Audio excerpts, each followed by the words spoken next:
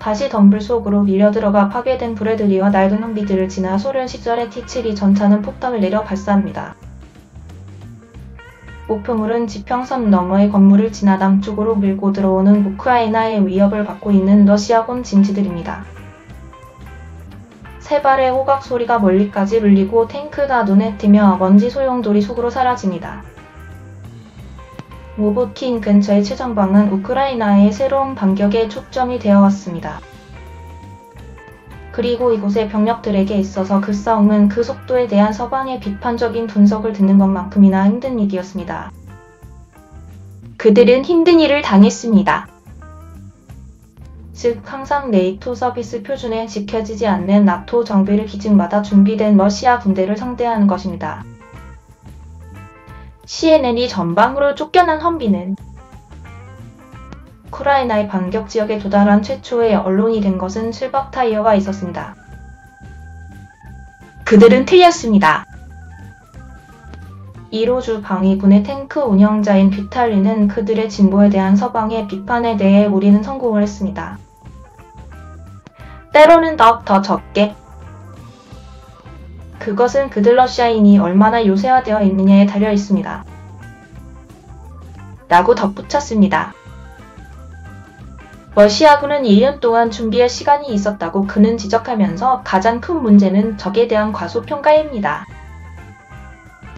이는 이전에 문제가 된 공격 이후 불호를 버려놓은 파괴된 미국 기부 브래들리를 빠르게 통과해야 하는 이곳의 병력들에게는 덜 중요한 문제입니다. 오이브 마을 주변에서 병력과 함께 보낸 일주일 동안 CNN은 일부 발전이 이루어진 것처럼 보였기 때문에 샀다. 눈에 띄게 향상되는 것을 보았습니다.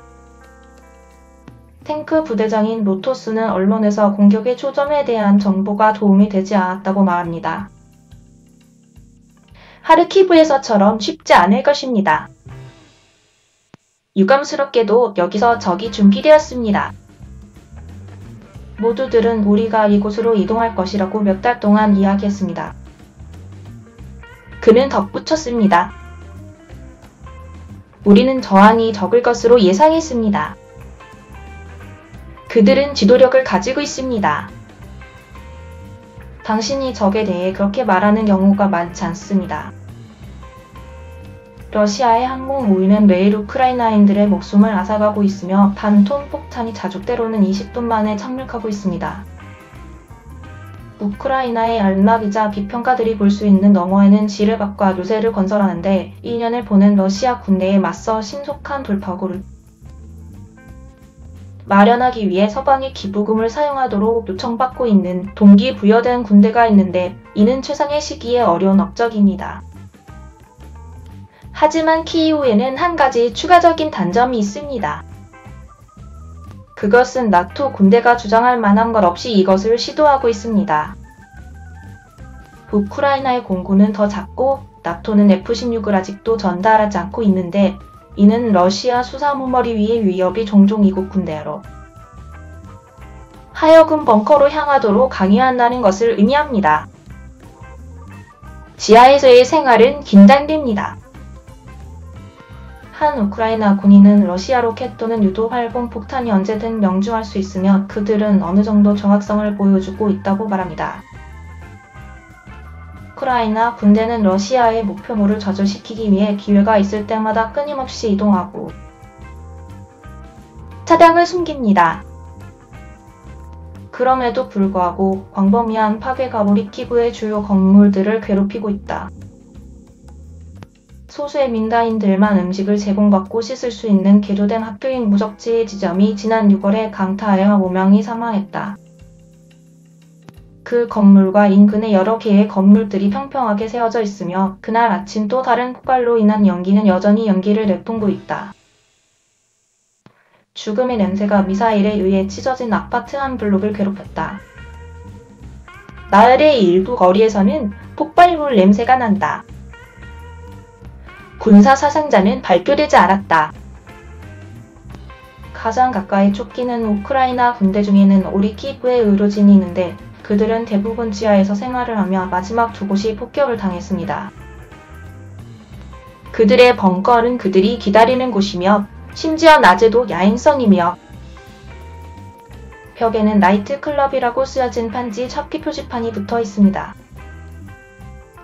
어두운 유머만이 여기에 들어맞고 죽음은 무시할 수 있을 정도로 가깝습니다. 그들이 우리로부터 100m 이상 떨어진 곳에 있을 때 우리는 주의를 기울이지 않습니다. 라고 한 의료진 유진은 말합니다. 만약 그것이 더 가까우면 우리는 그저 히스테리하게 웃습니다.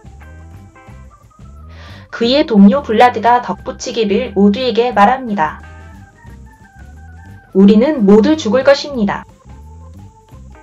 하지만 조금만 더 지나면 아마도 50년 안에 사상자 대피를 방해하는 것이 러시아의 최우선 과제인 것 같습니다. 러시아인들은 구급차가 사상자들에게 가도록 합니다. 유진이 말합니다. 하지만 우리가 그것들을 싣자마자 그들은 우리에게 모든 것을 쏟아부습니다. 대전차, 로켓, 수류탄 발사대 바뀌었고 우리는 공격 이틀 동안 APC에 있는 5개의 바퀴를 잃었습니다. 유진은 그들이 수집소에서 사상자들을 거의 치료하지 않는다고 덧붙였습니다. 우리는 구급차 안에서 모든 것을 빠른 속도로 합니다. 그리고 도로는 최고의 기록이 아니었습니다. 우리의 속도는 얼마였습니까? 시속 180km입니다. 러시아의 무능과 혼란에 대한 헤드라인을 장식한 후 그들은 모스크바의 더 나은 부대, 즉 남부 전선에 있는 낙하산 부대원들이 그들의 훈련을 잊지 않았다는 것을 배우고 있습니다. 블라드는 하지만 그를 과소평가해서는 안 됩니다.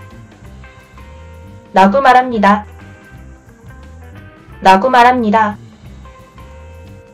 그 남자들은 그들 중 한 명을 향해 경주하는 것에 대해 말할 때 침묵의 시선으로 머뭇거리고 있습니다.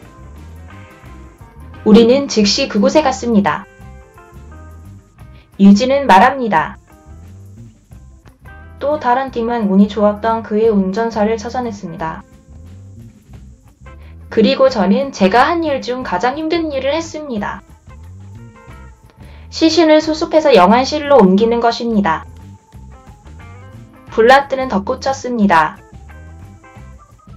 그의 가족, 그의 어머니 그들은 일시적으로 점령된 영토에 있습니다. 그들은 장례식에도 오지 못했습니다. 우리 집 근처의 또 다른 사상자 대피소에서는 포탄이 또 다른 의료인 줄리아의 머리 위를 왔다 갔다 하며 그녀가 그들의 사기를 묘사하고 있습니다. 우리는 여전히 낙관적이지만 예전과 같지 않습니다. 폭행은 감정적으로 더 쉽습니다. 18개월 동안 방어하는 것이 매우 어려웠습니다. 그녀는 그들이 치료하는 많은 부상자들이 전선으로 복귀하려고 한다고 말합니다. 그들은 그것이 같지 않을 것이라는 것을 알고 있습니다. 그들은 다시 돌아오기를 원합니다. 왜냐하면 그들은 복수에 대한 갈증이 매우 강하기 때문입니다.